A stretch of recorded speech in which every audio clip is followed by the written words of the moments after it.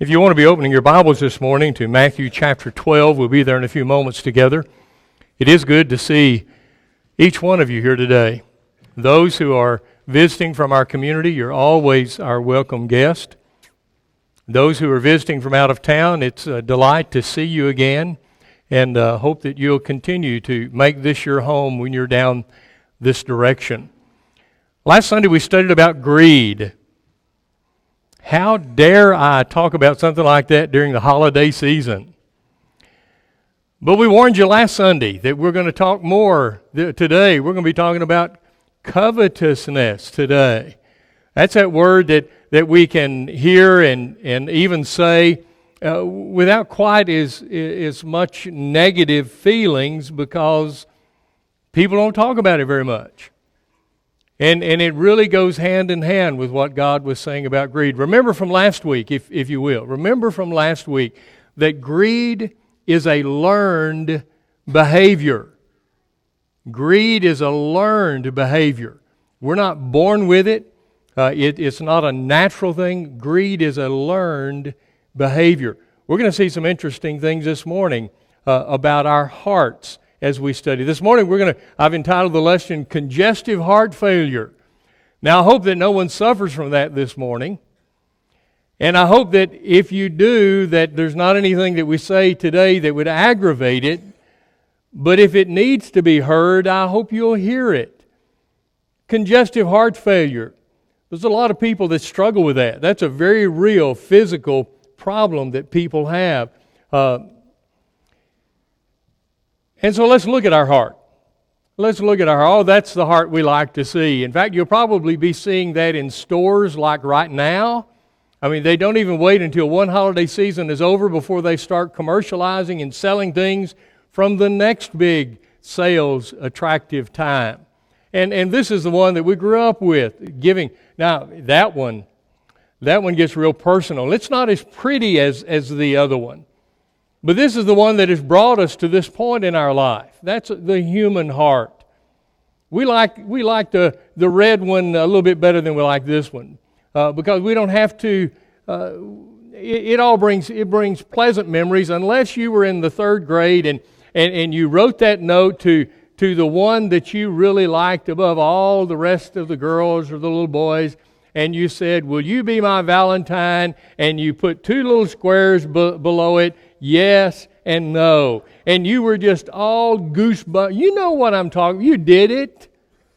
You did it. You might not want to admit it, but you did it because everybody was doing it and you wanted to know.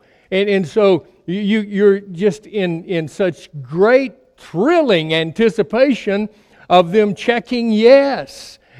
And what a terrible, terrible feeling it was if they checked no. And maybe you've been there too. So we have good feelings with this one. The other one, that's the human heart. That's where people today have congestive heart failure. Let me tell you a few things about congestive heart failure. I'm going to have to read it here. You can read it up on the screen. The heart failure facts. Maybe it's big enough there. Oh yeah, you can see that real well. I'm going to read it off this paper so I get it right. Unlike a heart attack, congestive heart failure is not a heart attack. It is not just a single episode. Congestive heart failure is an ongoing condition that gets worse over time. Having heart failure means that your heart isn't pumping blood as well as it should. Now we'll stop there. There's all kinds of things that can be going on whenever you have congestive heart failure. Maybe it's because of your valves aren't working right in your heart. Maybe it's because of some other damage. Maybe you had a heart attack, or maybe you had rheumatic fever when you were young, or there might be some genetic thing that is not happening as it should in a healthy body, and so you're paying a price, and because your heart is having to struggle so much, and you're feeling that right now, aren't you? Because I am. Your heart's struggling so much. Most of the time we don't pay any attention to the heart because it does its work day in and day out. But whenever it is struggling to pump that blood and get it out there, if it's not efficient, then that blood's going to pool in different places, and it's not going to accomplish what it needs to accomplish, and that even causes more problems. So let's pick it back up where we left off. In some cases, your heart can become so enlarged because it has to work extra hard. Many things can cause heart failure, including damage to the heart muscle from a heart attack or high blood pressure or excessive use of alcohol. This common thing among alcoholics. Luckily, boy, I like this last verse, the last line here. Luckily, if you make lifestyle changes now, you may be able to help better manage your heart failure or even prevent having congestive heart failure. If you start now, young people, you're saying, boy, that's an old people problem. It starts when you're young. And so I'm giving you that medical advice today. So what do you say to somebody that has congestive heart failure? What do you say to them?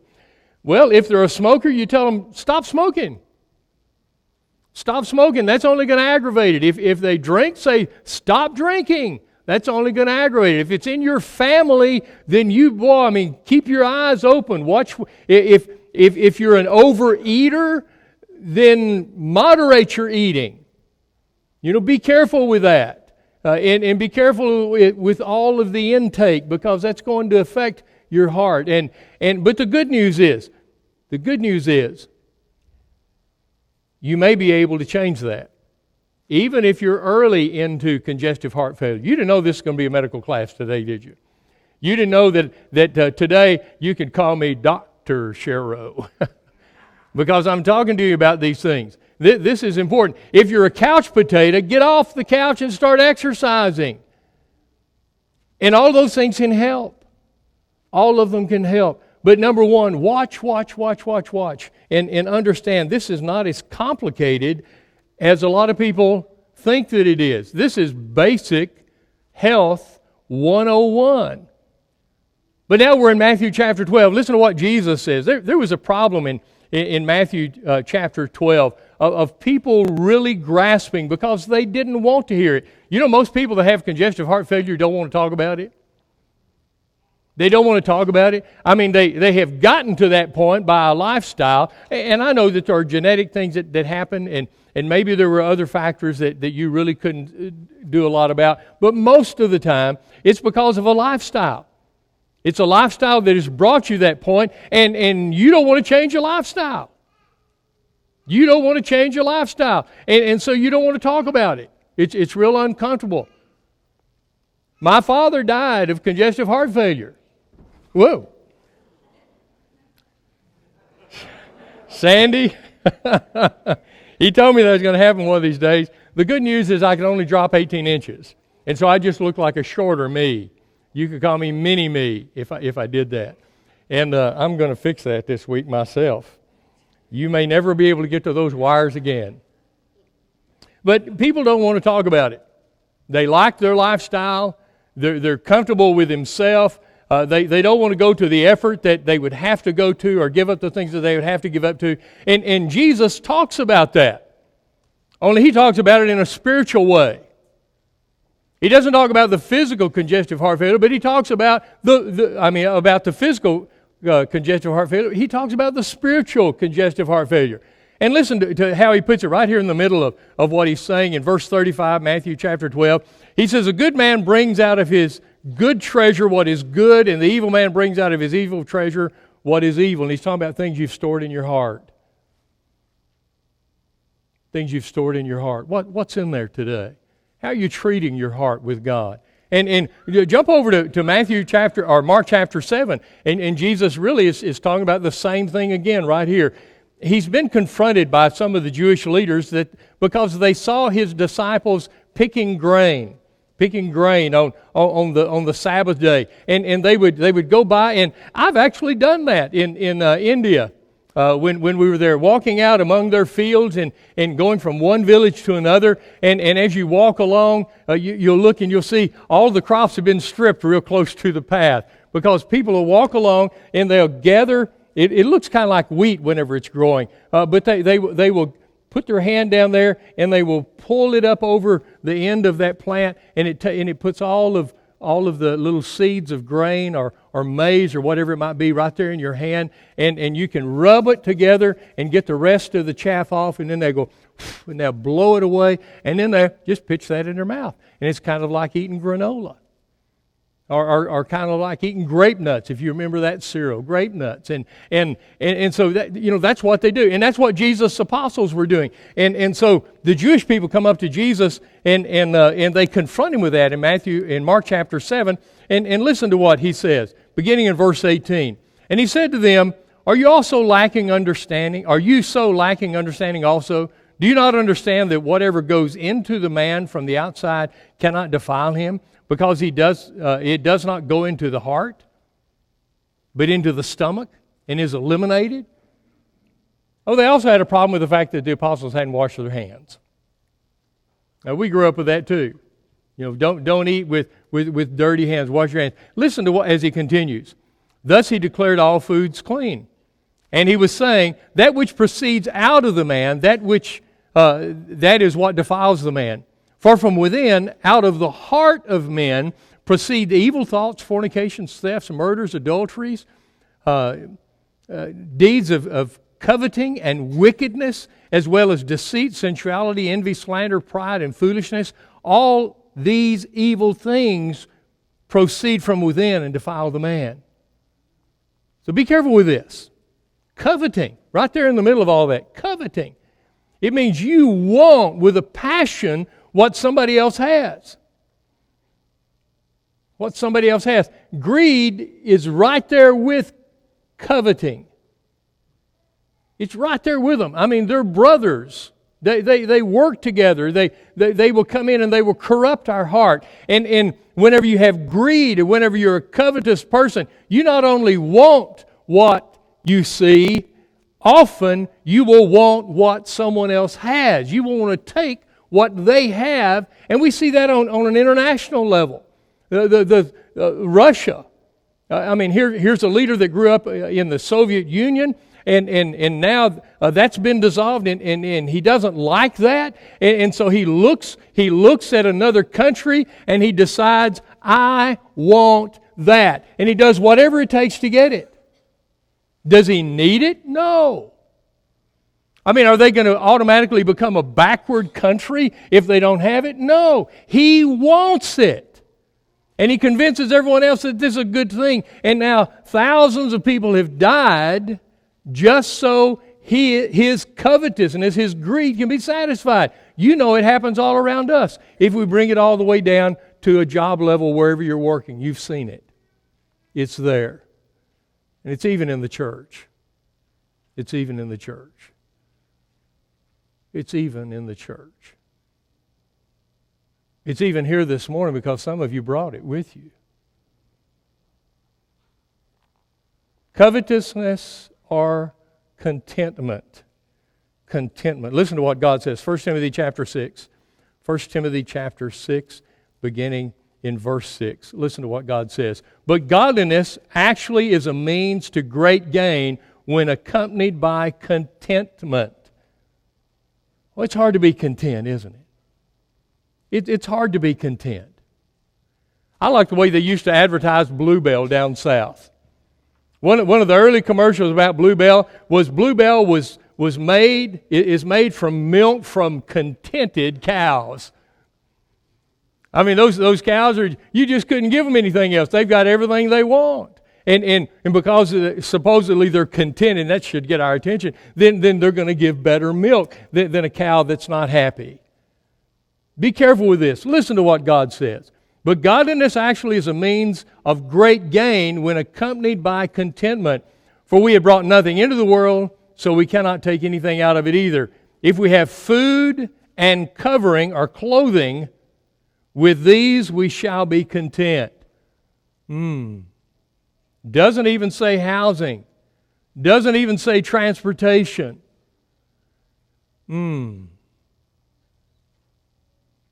How well does that fit? If we wrote your name, if we had your name up here, I know that'd be real embarrassing, but if we had your name up here, since Sandy's already fixed my trap door, Sandy, if your name was up here, out beside it, would we be able to say, based on what God says, are you content? That's a tough question. That's a very personal question. That's a question most of us are uncomfortable with, and we'd say, why are you picking on us? And those, now, it's not this Sunday, but during this time of the year, there'll be more people visit service. It was really interesting. Years ago when we lived in Killeen, Texas, every year, right at the end of the year, the elders would present the budget. They're going to, the Lord allowing time to continue, they're going to do that next Sunday morning. And that's a good thing, to keep us all appraised of what's going on and what it's costing. And those are good things, because you're the one that are contributing the money to make all this possible. And so every December, toward the end of December, the last one or two Sundays of the year, they would present the budget. And there was this one family that I knew real well, and they only came at Christmas time and Easter time, only twice a year. Unless somebody in their family died, then they wanted to have the funeral there. And so they would come for that. But this one guy walked out one Sunday after we'd been there about 3 years, and every year when he came on Budget Sunday. And he walked out and he said, I'm not ever coming back. He said, every time I come, you're talking about money. Well, I didn't even argue with him. I said, bless your heart. You can say anything about people down south if you say bless your heart. I mean, that works. Listen to what he's saying. If we have food and covering, with these we shall be content. But those who want to get rich fall into temptation and a snare and many foolish and harmful desires, which plunge men into ruin and destruction. For the love of money is the root of all sorts of evil. And some, by longing for it, have wandered away from the faith and have pierced themselves through with many griefs. Godliness with contentment. Godliness with contentment. Godliness is there first. It's got to be there first. And you can find contentment with God's help. The love of money. It doesn't just say money's the root of all evil. A lot of people misquote that verse. It says the love of money. Be careful with that. Listen to what God is saying. Philippians chapter 4 and verse 11. Philippians chapter 4 and verse 11. Last week we talked about a lot of things. We talked about guns. We talked about my shoes. We didn't talk about you ladies' shoes. If you remember, some of you have misquoted me already. Said, well, Mike, boy, he really got down on us. He was talking about our shoes. No, I said before that, let me say it again, I was talking about my shoes. I said I have no right to talk about women's shoes whenever I've got so many pair of boots. It just doesn't work. So I'm not talking about women's shoes, but I did talk about guns, so half the men here at church aren't happy with me. But listen to what God says.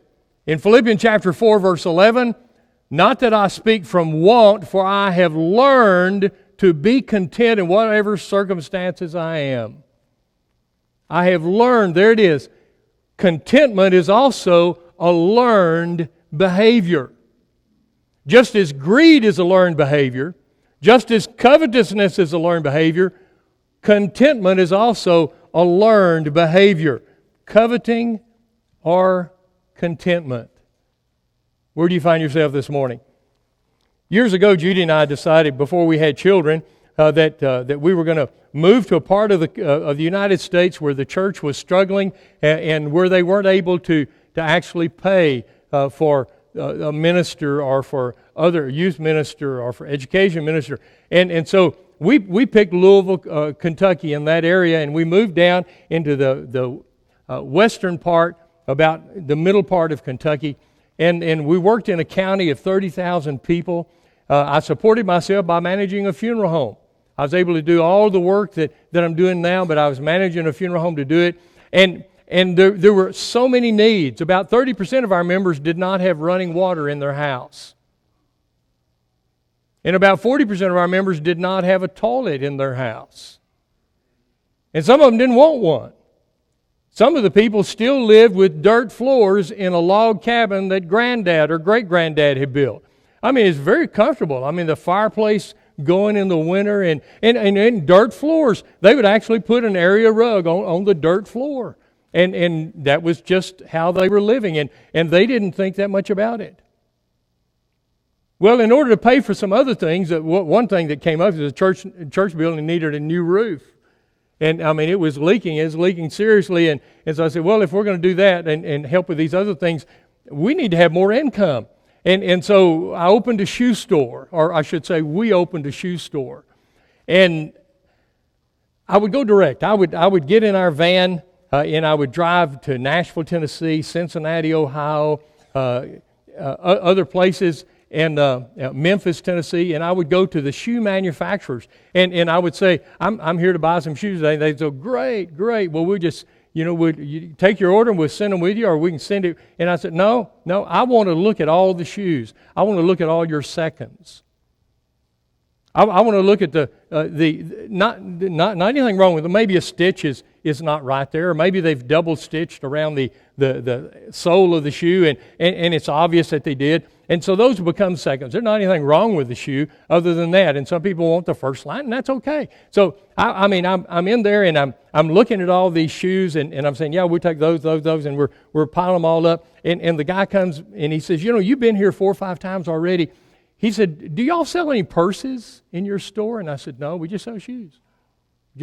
He said, well, we also make purses. And I said, that's really interesting, but I didn't want to branch out. And then he says, we've got all, it was earlier in the fall, he says, we've got all the fall line of purses that we're closing out, and we're getting ready to start making the spring and summer line. And really, we need to get rid of these purses. Let me show them to you, and you make me an offer.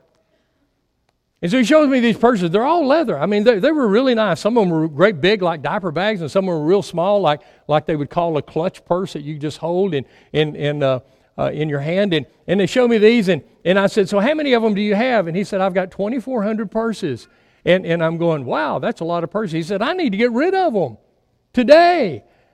He said, make me an offer. And I said, 50 cents a piece. I thought that'll shut him up, and he said, okay.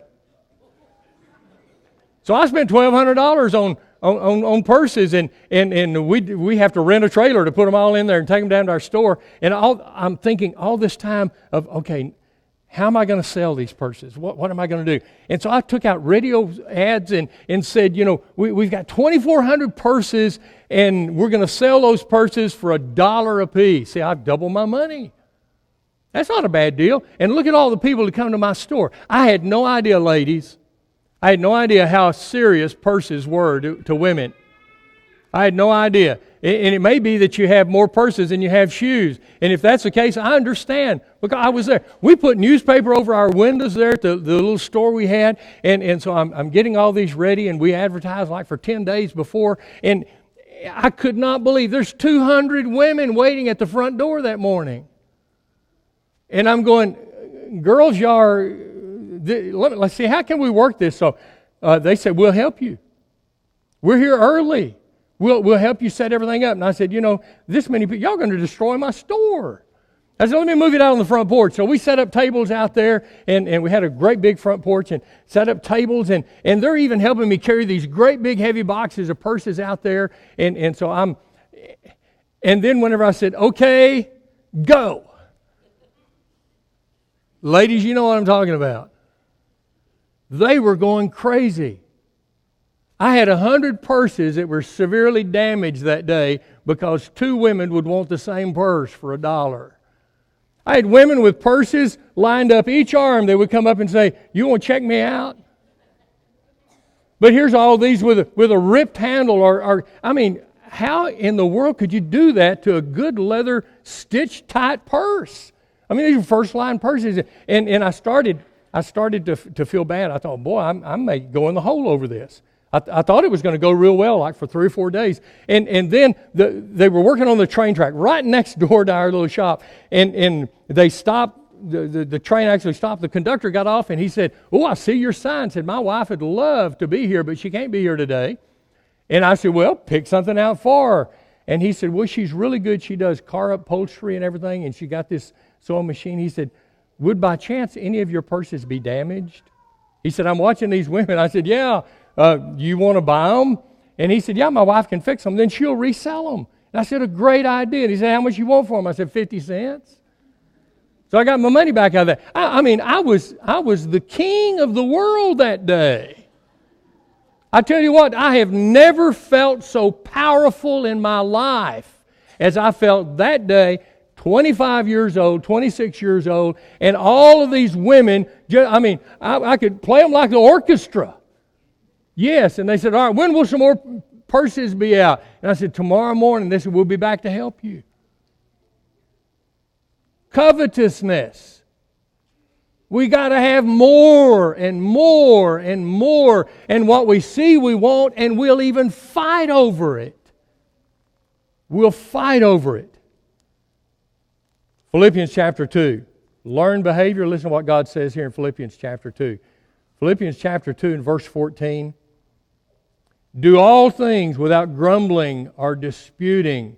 Boy, we grumble about what we have. We grumble about what we don't have. We grumble about what someone else has got that really we should have gotten. We grumble. This is the biggest grumbling country in the world today. We're not grumbling about food. We're not grumbling about clothing. We grumble about stuff. Somebody's offended me. Somebody did this. They shouldn't have done that. Somebody got something that I wanted. They got the last one. How dare they do that? Do all things without grumbling or disputing. Have I already messed up your holidays? I hope I haven't. But this is the time of year when we're thinking about even more stuff. Do all things without grumbling or disputing, so that you may prove yourself to be blameless and innocent children of God, above reproach in the midst of a crooked and a perverse generation, among whom you appear as lights in the world, holding fast the word of life. Not only holding on to it, but that also can be translated holding it out. Holding it out. You're holding on to it, and you hold it out to people. Did you notice what was said right here? So that you may prove what? That you're a child of God. You're a child of God. More important than anything else we could talk about this morning, are you a child of God? Show the world who you are. Now we're going to close this morning with Hebrews. See, the time went by so fast, didn't it? We're going to close with one of my favorite verses, and you know we keep coming back here, and you'll understand why whenever we read it. Hebrews chapter 13, verses 5 and 6. Listen to this. Make sure that your character is free from the love of money. We already heard that this morning, didn't we? The love of money is the root of all kinds of evil. Actually, the word kinds is in italics in your Bible if it's there at all. The love of money is the root of all evil. All evil. It'll destroy us. Make sure that your character is free from the love of money, being content with what you have. There's our lesson this morning. Being content with what you have. For He Himself has said, God has said this, I will never desert you, I will never forsake you, so that we may confidently say, the Lord is my helper, I will not be afraid. What will man do to me? What can man do to you? Whenever you know that the Lord is your helper. Do you see the connection here in Hebrews chapter 13 and verse 5? The connection of not loving money, let your life be free from covetousness, because why? Because you have God. You have God. And that's more valuable. We can't even imagine how valuable that is. He said, you have God. God has made the promise to you. God has said, I will be with you. Quite literally, that verse says, I will never send you away. I will never go away from you. So what do we have? If we're talking about if I walked up to you today before the lesson, I says, quickly give me an inventory of what you have. Well, I've got a house, okay, check. I've got a car, okay. I've got clothes, okay. I've got guns, and if you want to know, last week one member came up to me and gave me a piece of paper, and it says 37 guns. That's okay. That's okay. Maybe that is okay. Maybe 125 are okay. But you're making a list, and so you're making your list, and you're going down through that of all the things that you have. Where do you put God on that list, or do you? That's what Hebrews 13 is saying. God is saying, you already have me. You already have me. There's nothing more valuable in all the world than that. I'm not going to send you away, and I'm not going to go away. So don't let the world train you. The word we looked at last week when we were talking about greed. Don't let the world train you. Let God train you in contentment. Paul said, I've learned in whatever circumstances I'm in to be content. God with us. Question this morning, is He with you? Is He with you? And what value do you put on that? Tell you what, if He's not with you this morning, you're lost. You're lost. You have no hope. You have no hope. But that can change as quickly as you're willing to change. Godliness with contentment. If we can help in any way, come right now while we stand and sing.